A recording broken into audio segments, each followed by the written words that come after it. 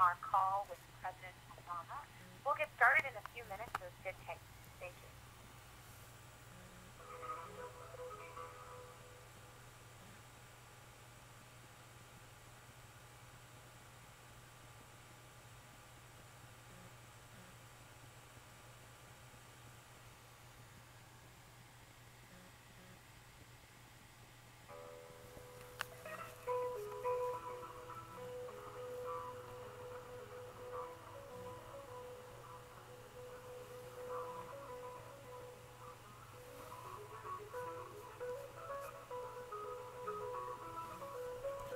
OFA's call with President Obama. We'll get started in just a couple minutes, so sit tight, but you're on the right line.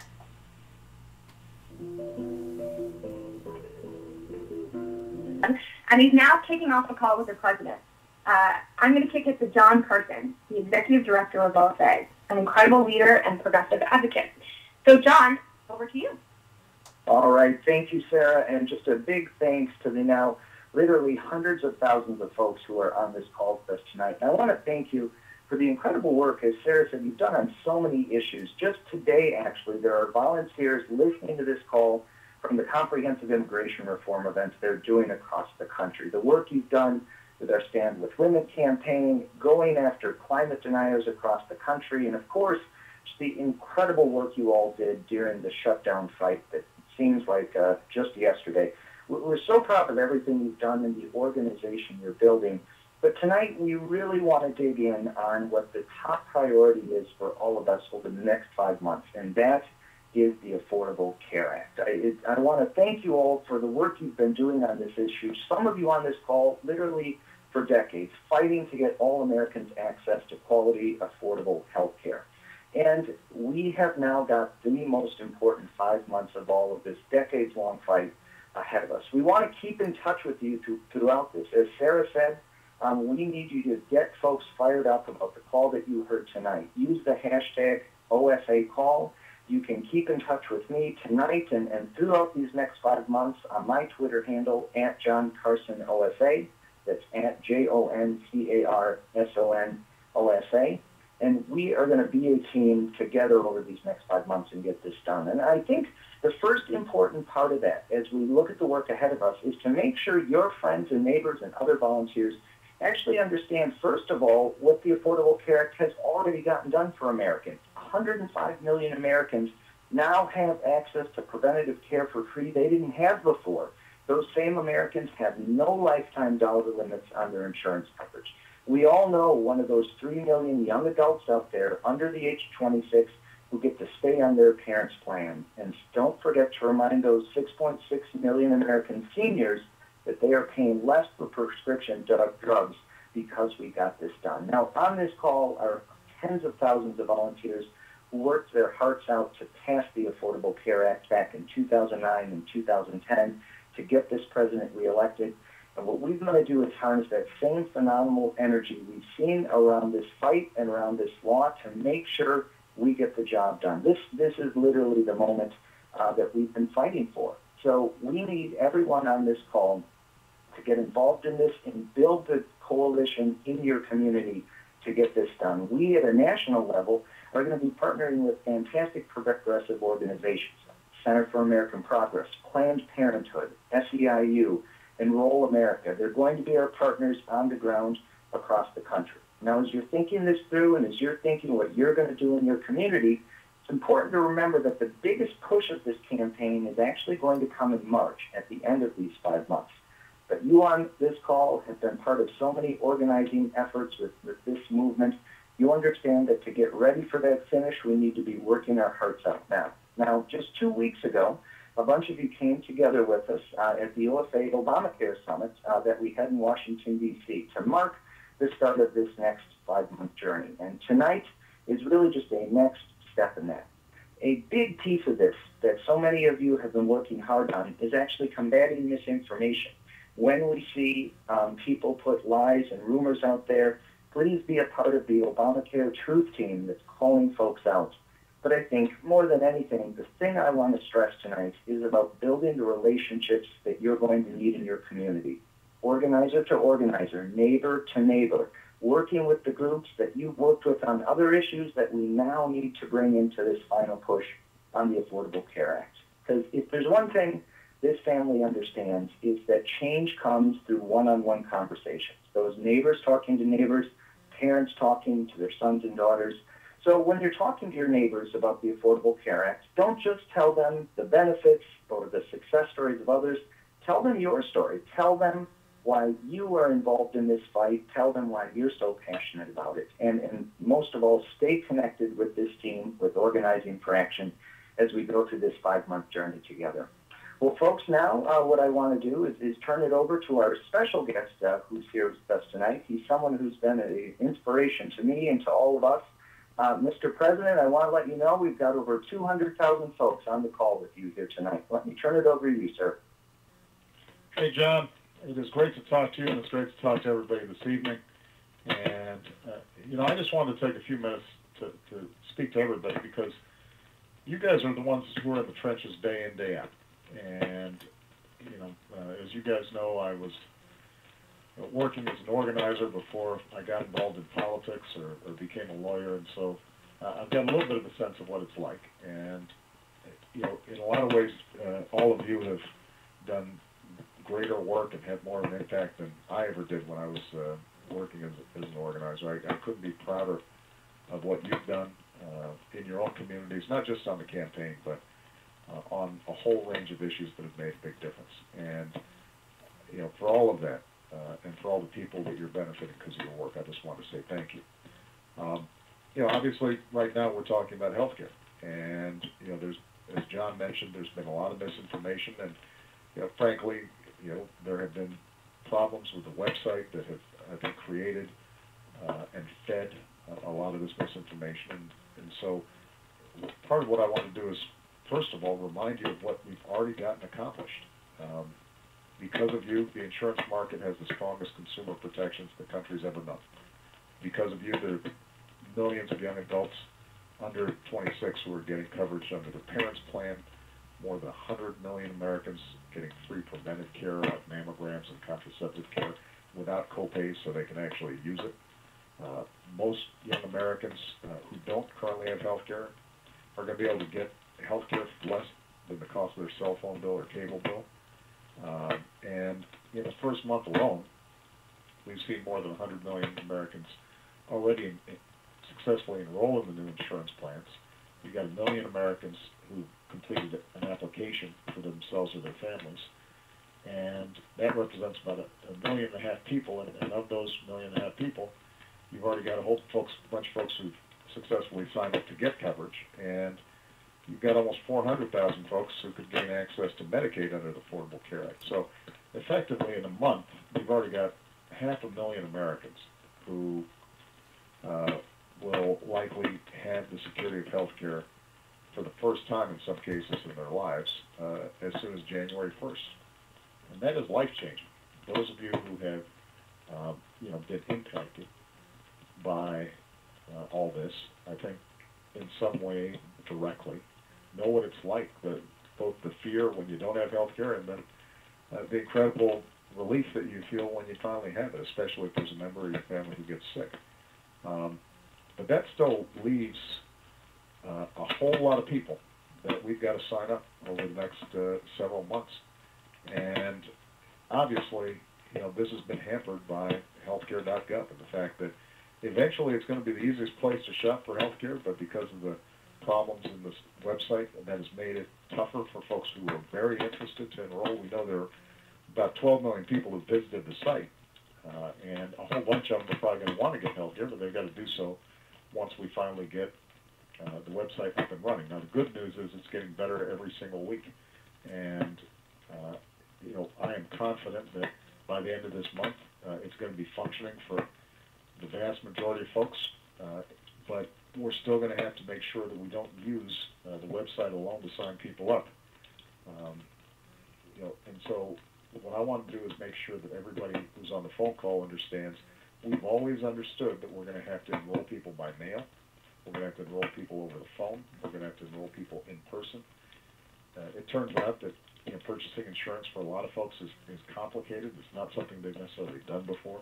if they did have health insurance before, a lot of times they just got it through their employer.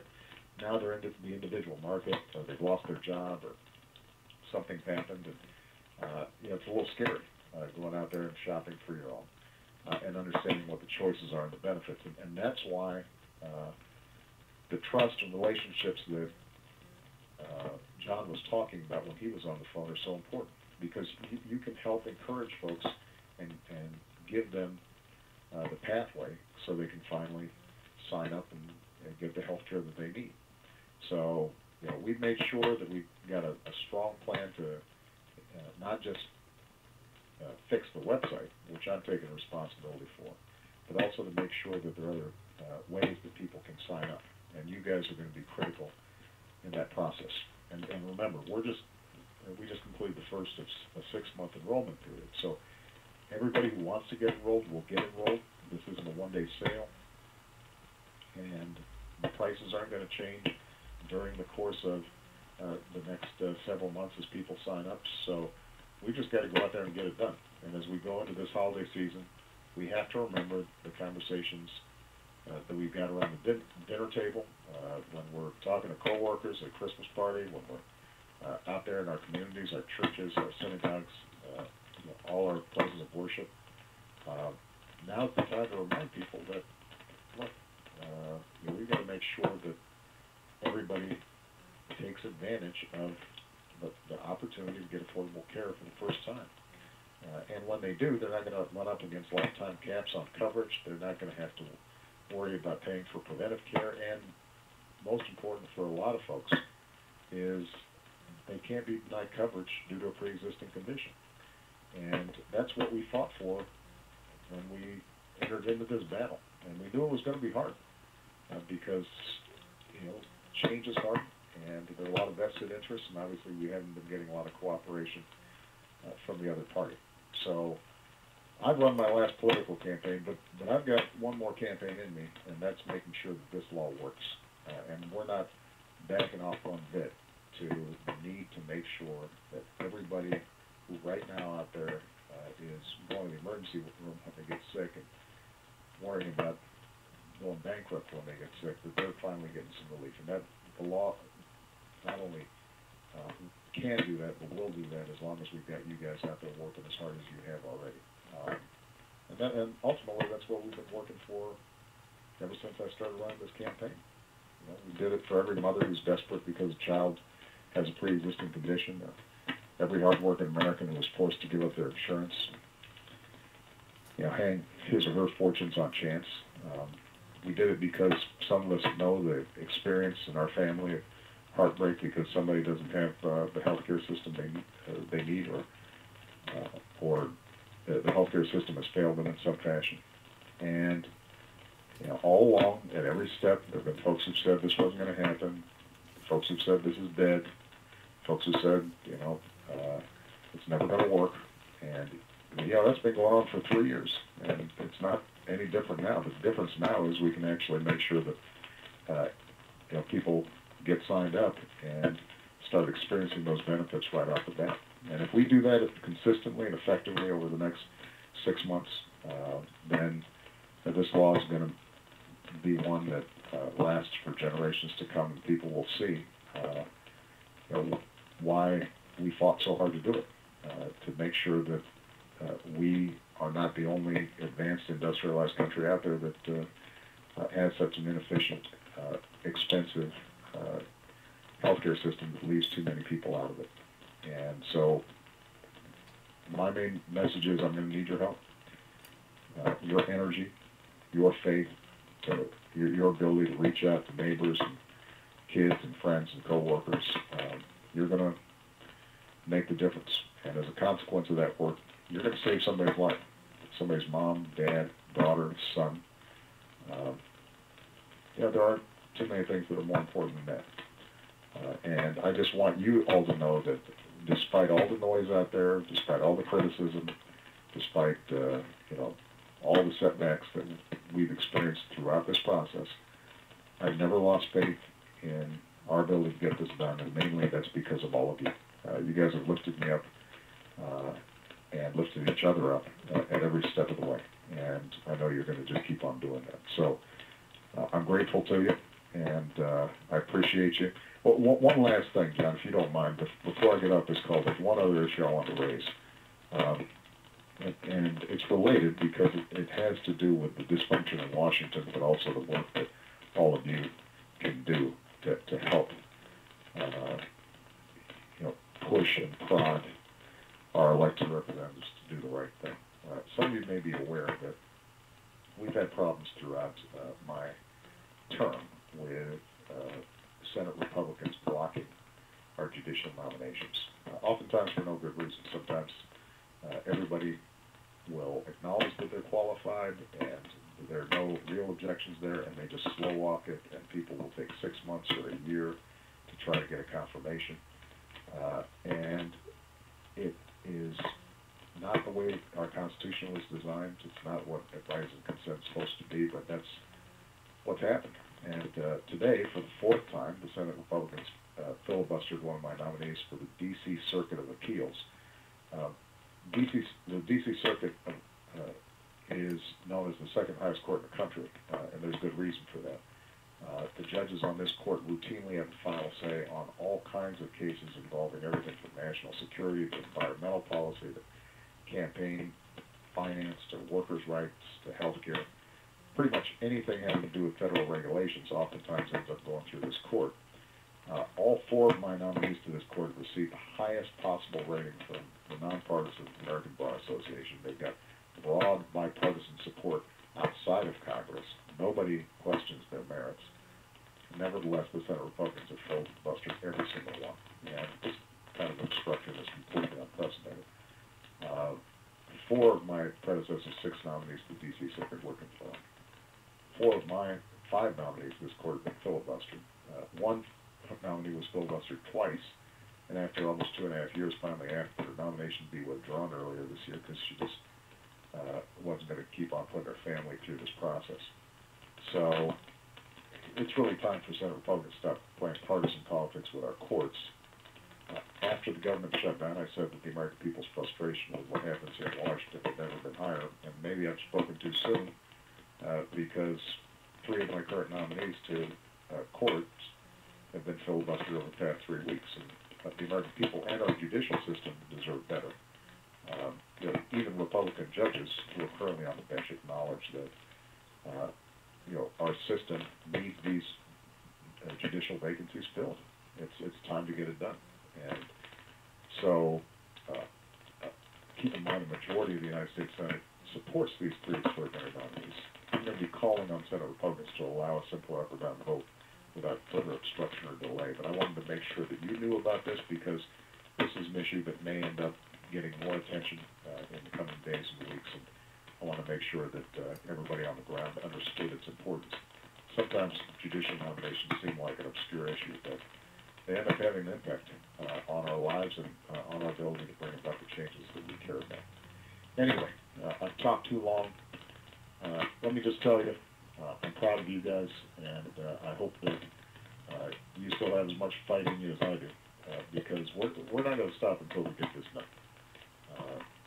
We have experienced discouragement and setbacks and naysayers every step of the way, but when you're on the right side of something, then it gives you energy and it gives you motivation. And all the people out there who need help, everybody out there who's working hard, but just finding that the system kind of feels rigged against them. Everybody who is wondering whether or not somebody's fighting for them, that's got to motivate us. And every time I see many of you in your respective communities, you guys motivate me. You're what keeps me going, and I'm proud of you. All right, so let's go out there and just get this done. It's a long race, and we're not near the tape yet, so we just got to keep on running. Okay? Thank you so much, John. Thank you, Mr. President. You got an army here that's got your back on judicial nominations, on Obamacare, and the whole rest. All right, man. Bye-bye. All right. Thank you. Well, folks, I'd like to now turn it over to Erin Hannigan. Erin is leading OFA's Obamacare campaign. She is one of the very best organizers you've ever going to meet. She and her team are working every day on the programs and the partnerships that we're putting in place to get the job done on enrollment in the Affordable Care Act. So with that, Erin, let me turn it over to you. Great. Thank you, John. And thank you again to everybody who's joining us this evening. I wanted to let everybody know a little bit more about what OFA is doing on Obamacare over the next several weeks and beyond, and really how you can all get and stay involved. I wanted to make sure everyone knew that we recently launched a new campaign that supports our general Obamacare efforts. Some of you might know about it. It's called Healthcare for the Holidays. It really builds on our previous efforts to make sure people have the facts on how Obamacare is helping them and how they can find new options for insurance if they need it. We all know that one-on-one conversations are key to helping people understand their options and are crucial to helping them get enrolled. So this campaign is really designed to encourage and empower people to talk with their loved ones about the importance of health insurance. We're providing the tools to make it as easy as possible. And so if you go to our website, you'll see an array of helpful hints and tools like a downloadable healthcare sign-up checklist that you can send to your loved ones before you see them over the holidays. And if you want, you can share a video we created about getting down to having this talk with the people in your lives who need to hear about insurance. So check it out and think about someone in your life who could benefit from hearing more this holiday season. But I wanted to let you guys know a little bit about what we've already been doing. Just this past weekend, local chapters held over 100 trainings across the country as part of this campaign. And it was great to see both active volunteers and people who are brand new to this organization turning out. The energy and interest on this issue is overwhelming and immense. So we're looking forward to the next 5 months, and we know that it's not just about one person or one group. And like John said, it's really about everyone coming together to make sure people know how to get the coverage they need. So you're going to see us working closely with progressive organizations like Planned Parenthood, SEIU, and Enroll America, who are all doing great work. And I'm sure there are many more organizations working hard to get the word out about the marketplaces right in your communities.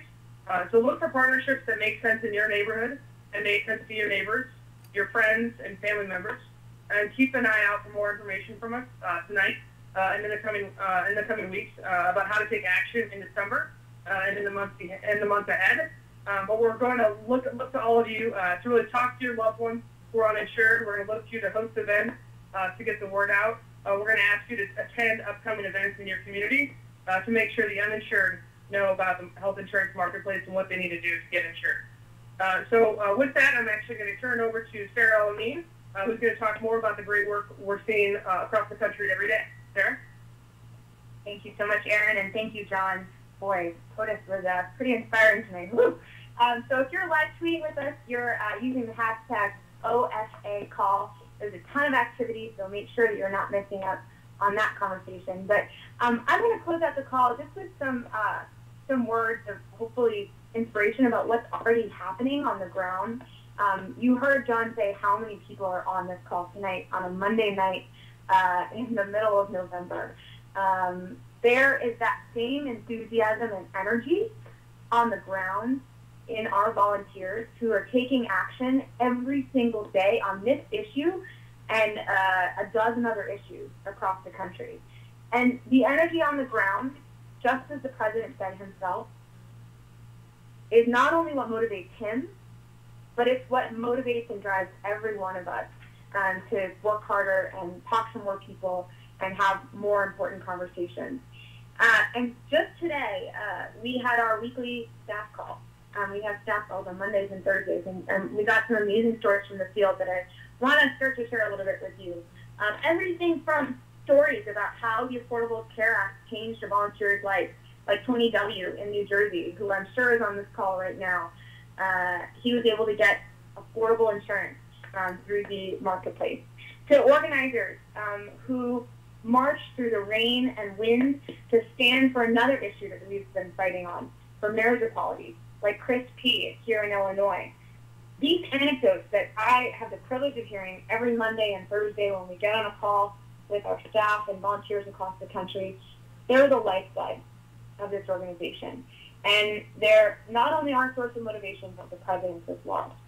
And I'm reminded every day by the things like the enthusiasm of all the people on this call, of the importance of the issues we're working on, and of the incredible spirit of service and volunteerism in this country. So a couple quick anecdotes just for this weekend. This past weekend, as Erin mentioned, across the country we held 114 trainings in libraries and living rooms across the country about our new Healthcare for the Holidays campaign, the catchy title, right? And so one of my favorite stories is Dayton, Ohio. Organizers put together an incredible training that actually featured a local doctor who talked about the benefits of Obamacare from his personal experience. In Houston, a group of volunteers that ranged from top to grandmas, you should see the beautiful intergenerational work that happens, gathered, and they practiced talking about health insurance as if they were at their Thanksgiving tables, because we all have that uncle or that cousin who needs to be convinced or who needs health insurance. And so they practiced these sometimes hard conversations to have. From Fort Lauderdale to Tucson, volunteers turned out to help their neighbors understand the Affordable Care Act. And that was just the beginning. As John said when he was talking about this campaign, we've got a few months ahead of us. And our activity is just going to intensify and peak. We're not going to be able to fight this fight without you.